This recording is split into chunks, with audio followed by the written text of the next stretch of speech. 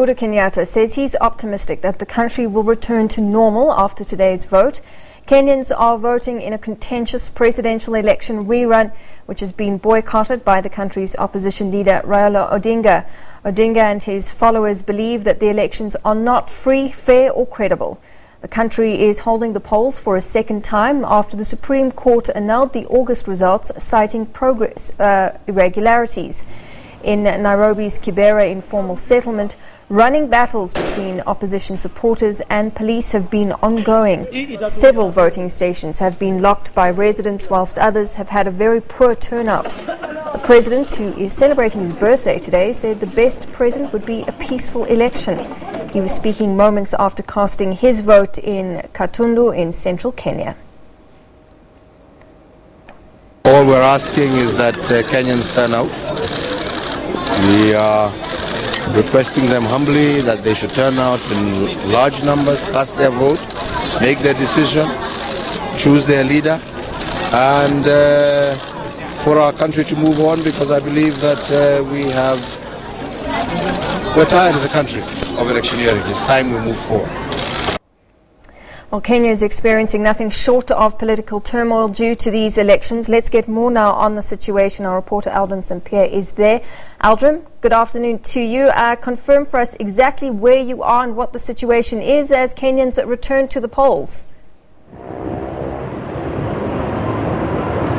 Well, yes, I am in Nairobi, the city centre, and right behind me is Uhuru Park, which was a different scene compared to what we're seeing now. Yesterday, Raila Odinga was at this park where he called on supporters of NASA as well as his supporters to stay away from the polls, to not vote on this particular day. And it was from this park that he made the announcement that from today on, NASA becomes what he calls a resistance movement. And a lot of commentators as well as political analysts have been wondering, what does this exactly mean? What does NASA mean when it says it will become a resistance movement? What shape does a resistance movement take? And we've been trying to get a hold of Raila Odinga. He hasn't been available. We've tried to speak to his spokespeople as well, or even to the NASA spokespeople as well, to get some clarity on this call for a resistance movement that starts from today. However, though, when he made that call for the resistance movement, he also called on Kenyans, which was a step away from what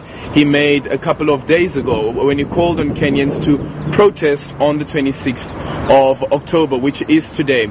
He then made the announcement here that today people in Kenya should stay away from the polls and they should rather pray and they should rather have vigils. But what we see happening in places such as Kibera is that people have heeded at least the call not to turn out to the polls. However, though, there have been violent protests that have been taking place.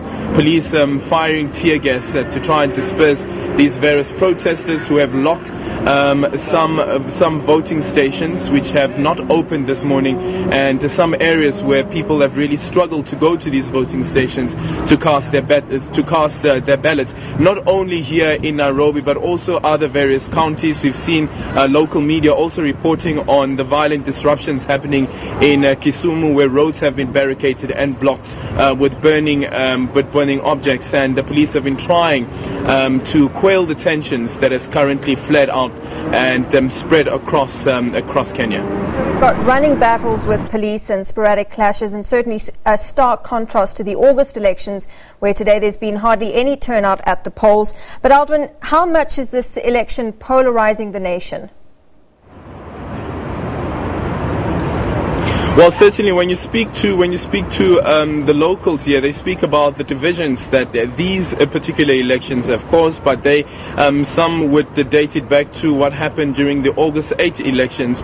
They argue, for instance, if you speak to someone in Kibera, those who are supporting NASA are saying that the August 8 elections was flawed, and that's the reason why we ended up where we are at this particular moment.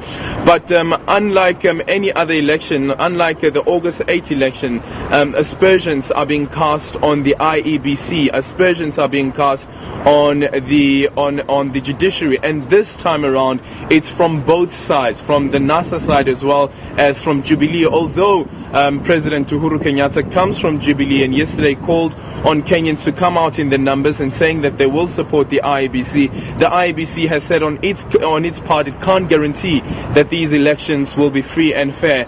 And if the violent disruptions that took place today is anything to go by, it will be very, very difficult to say that these elections were free and fair, considering that some people have been barred from turning up at these polling stations by these violent disruptions that have been taking place.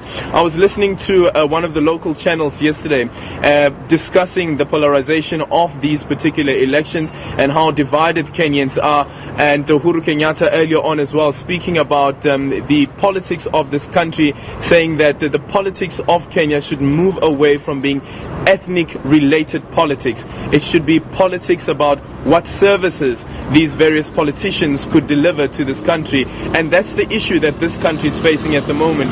But also quite interesting, Natasha, is that Raila Odinga is currently facing an application that has been made to the IEC by a Canadian lawyer who has said that Raila Odinga as well as his running mate have been inciting violence. So one can only imagine that this will indeed further polarize this country, where you find that in the last elections, at least in the August 8 elections, about 54% of those who turned out voted for Raila Odinga. That's nearly half of the population that voted in those elections that voted for Raila Odinga, and Uhuru Kenyatta getting 54.4% of that ballot. So one can only imagine how divided this country is at the moment, and analysts are saying the only solution to this to this impasse is a political solution. It's not a judicial solution, and it's not a solution that government can come up with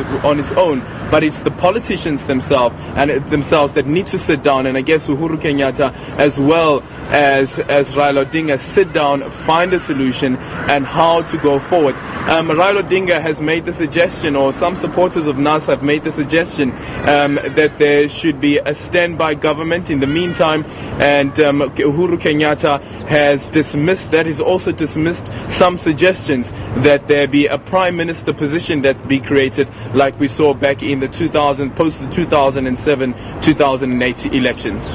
All right. Well, Aldrin, that then begs the question: is how likely is it that the election will face more legal battles after this? If they want to try and avoid a another judicial confrontation, how likely will it be that it will go to the courts again? There's no doubt that these elections will be contested in a court of law. The outcome of these elections will be contested in a court of law. First of all, you have the uncertainty that came from the IEBC chairperson, Chibukati, saying that he cannot guarantee that these elections will be free and fair. Some have said that they actually expected that Chibukati would be the one who goes to the courts and asks for more time to allow the tensions to simmer down a bit, and to allow for a more conducive environment that will allow the elections to be free and fair. So that did not happen. However, though, there was the court application that came from at least three Kenyans who went to court, to the Supreme Court, asking the Supreme Court to postpone these elections. The court couldn't quorate, so it means that the court couldn't even hear this application that was being made by these three Kenyans. So the court didn't quorate. So there's still this issue that is still hanging. Yesterday there was the High Court ruling. The High Court ruling stating that the appointment of the returning officers in the 290 constituencies was illegal and invalid. However, the court then decided not to scrap the gazette that was issued by government on the appointment of these 290, of these returning officers at these 290 constituencies. However, though, late in the evening last night, around about 10 p.m. Kenyan time, the Supreme Court of Appeal then made a ruling setting aside that High Court ruling that states that that the returning officer's appointment was illegal. And the court's argument in that case was that the Supreme Court has already made a ruling that the elections must happen, and according to the Constitution, the elections must happen within 60 days after the Supreme Court makes a ruling, and that ruling was on the 1st of September. And the Supreme Court of Appeal, highly cognizant of that issue, saying that there won't be enough time for the IABC to come up with fresh elections on a different date, considering that today already we are on the 26th of October, and it warned against what it called a potential constitutional crisis if the High Court ruling was not set aside. But certainly one does expect that there will be court challenges that come after the election results are announced. All right, Aldrin, thank you so much for now. We'll leave it there. Aldrin Sampear live from Nairobi as we track those highly contentious Kenya election reruns.